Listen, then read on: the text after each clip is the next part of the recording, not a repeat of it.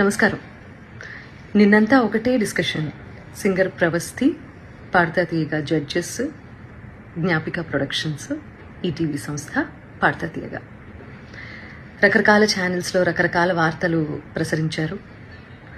And ఆ అమ్మాయి చాలా యూట్యూబ్ ఛానల్స్కి ఇంటర్వ్యూ ఇచ్చింది, ఎక్స్పోజ్ చేసే ప్రయత్నం చేసింది. బేసిక్గా అంటే ఇవన్నీ ఛానల్స్ వాడిన భాష అండ్ తను ఎక్స్పోజ్ చేద్దాం అనుకున్నాను అని చెప్పింది కాబట్టి ఆ మాట వాడాల్సి వస్తుంది. అండ్ ఆల్సో డైరెక్ట్గా సునీత అని మాట్లాడింది కాబట్టి నేను ఈ వీడియో చేస్తున్నానండి.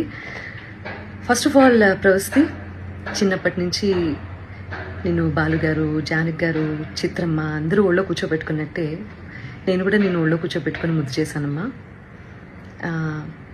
ఇప్పుడు నీకు 19 ఏళ్ళు కదా, అలాగే ఒళ్ళో కూర్చోబెట్టుకుని ముద్దు చేస్తే బాగుండదు కదా. చిన్నప్పుడు చాలా బాగా పాడావు అనే దానికంటే చాలా ముద్దుగా పాడావు అనేవారు. నీకు గుర్తుందో లేదో?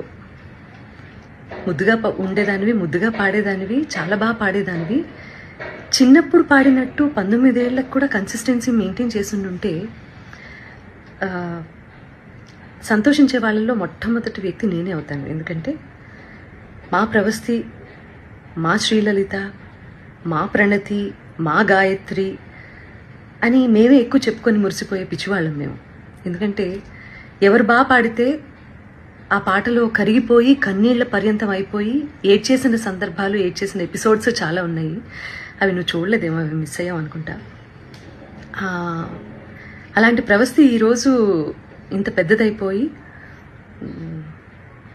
రోడ్ మీదకి వెళ్ళి ఇంతమందితో మాట్లాడి తన బాధలు వెళ్ళగక్కుని మమ్మల్ని మా గురించి చర్చించే స్థాయికి ఎదిగింది అంటే నాకు కొంచెం అసంతృప్తిగా కూడా ఉంది. But that doesn't matter for you, because నువ్వు చెప్పాలనుకున్నది చెప్పావు బయటికి వెళ్ళి. ప్రవస్తి, నీకు విషయం చెప్పాలమ్మా. నీకు పాడతా తీయగా కాంపిటీషన్ మాత్రమే కాదు, డిఫరెంట్ ఛానల్స్లో కూడా కాంపిటీషన్లో నువ్వు పార్టిసిపేట్ చేసావు కదా. నీకు ప్రాసెస్ తెలీదమ్మా? సింగర్ సెలెక్షన్ అంటే సింగర్స్ పంపించేటటువంటి సాంగ్ సెలెక్షన్లో రైట్స్ అనేవి కూడా ప్రతి ఛానల్కి కొన్ని సాంగ్స్కి రైట్స్ ఉంటాయి.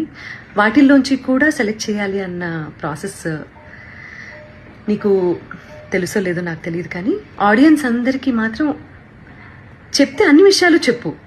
ప్రాసెస్ గురించి చెప్పు. ఆ ప్రాసెస్లో ఉన్నటువంటి రెస్ట్రిక్షన్స్, ఛానల్కి ఉన్నటువంటి రెస్ట్రిక్షన్స్, ఇవన్నీ కూడా మాట్లాడమ్మా. అప్పుడు నేను నిజంగా సంతోషిస్తాను. సో ఛానల్ కండి కపుల్ ఆఫ్ రెస్ట్రిక్షన్స్ ఉంటాయి. మ్యూజిక్ని డిప్లాయ్ చేయడానికి, అంటే మ్యూజిక్ని వాడుకోవడానికి అన్ని పాటలకి రెస్ట్రిక్షన్, అన్ని పాటలకి లీనియన్స్ ఉండదు. కాబట్టి ఏంటంటే వీళ్ళు ఇచ్చే పార్టిసిపెంట్స్ ఇచ్చే సాంగ్ లిస్ట్లో వేటికైతే రైట్స్ ఉంటాయో అవి మాత్రమే కాంపిటీషన్లో పాడాల్సి ఉంటుంది. అవి నచ్చ చెప్తాను కూడా ప్రతిసారి. నచ్చ చెప్తా అంటే నేను కాదండి, మేనేజ్మెంట్.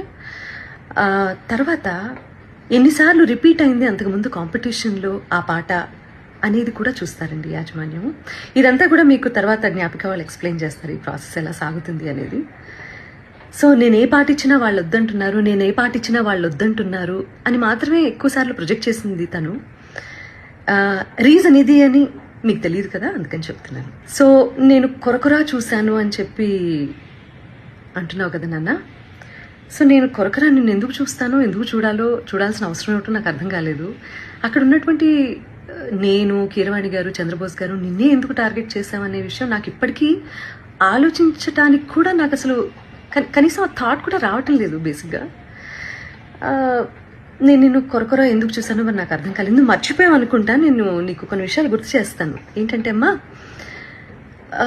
క్లాసికల్ రౌండ్లోనే అనుకుంటా నీ దగ్గరికి వచ్చి మరి నువ్వు కొంచెం అప్సెట్గా ఉంటే, నువ్వు ప్రతిదానికి నువ్వు అప్సెట్ అయిపోతావు, ప్రతిదానికి ఇరిటేట్ అయిపోతావు.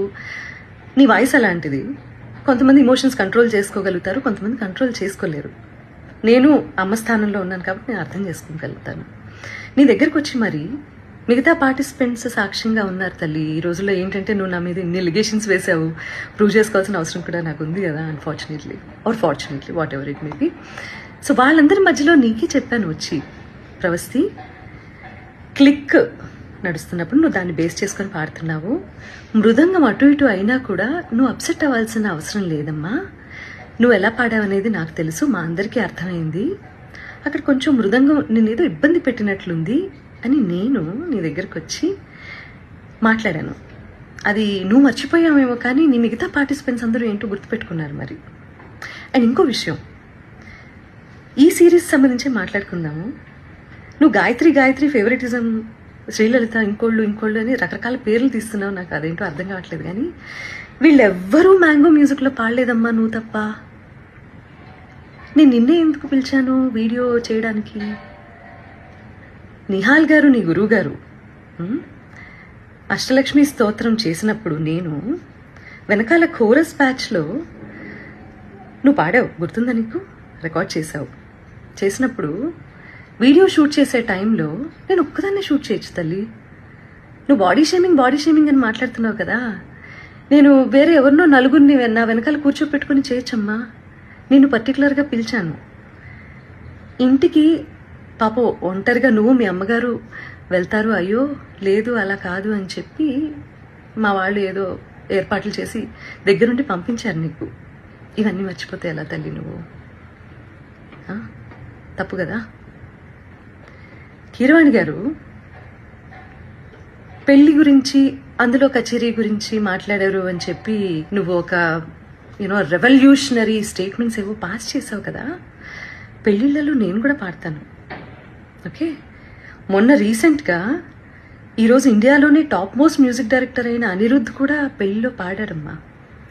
ఆయన ఒపీనియన్ ఆయన చెప్పారు. నేను ఇప్పటి వరకు పెళ్లి కచేరీలు ఎందుకు చేయలేదంటే అని వరల్డ్ మ్యూజిక్ డే సందర్భంగా ఒక గొప్ప సంగీత దర్శకుడు